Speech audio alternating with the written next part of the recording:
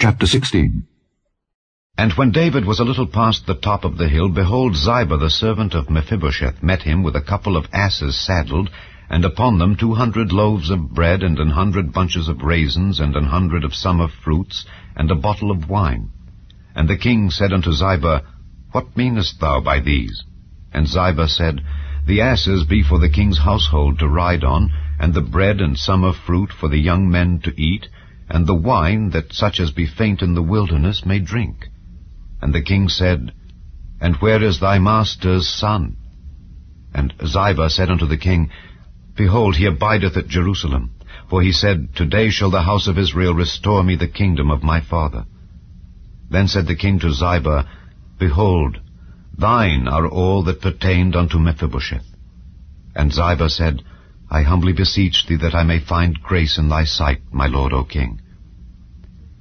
And when King David came to Bahurim, behold, thence came out a man of the family of the house of Saul, whose name was Shimei, the son of Gera.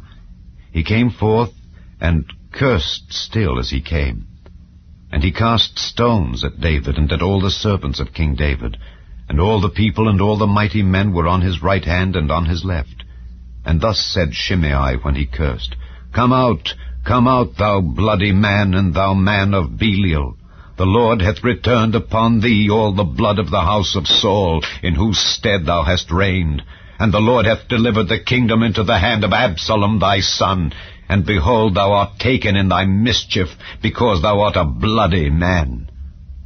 Then said Abishai the son of Zeruiah unto the king, Why should this dead dog curse my lord the king? Let me go over, I pray thee, and take off his head. And the king said, What have I to do with you, ye sons of Zeruiah?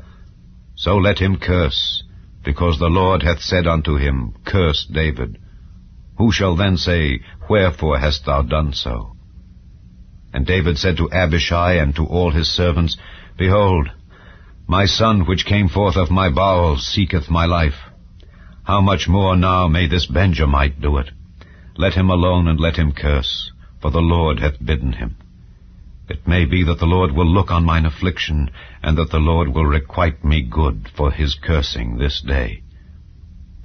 And as David and his men went by the way, Shimei went along on the hill's side over against him, and cursed as he went, and threw stones at him, and cast dust. And the king and all the people that were with him came weary, and refreshed themselves there. And Absalom and all the people, the men of Israel, came to Jerusalem, and Ahithophel with him. And it came to pass, when Hushai the Archite, David's friend, was come unto Absalom, that Hushai said unto Absalom, God save the king, God save the king.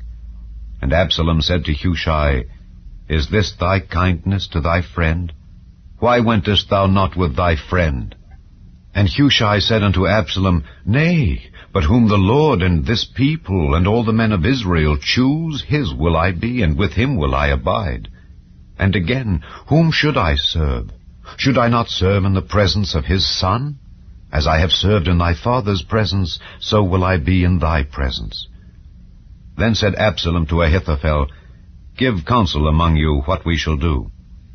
And Ahithophel said unto Absalom, Go in unto thy father's concubines, which he hath left to keep the house. And all Israel shall hear that thou art abhorred of thy father. Then shall the hands of all that are with thee be strong. So they spread Absalom a tent upon the top of the house, and Absalom went in unto his father's concubines in the sight of all Israel. And the counsel of Ahithophel, which he counselled in those days, was as if a man had inquired at the oracle of God. So was all the counsel of Ahithophel, both with David and with Absalom.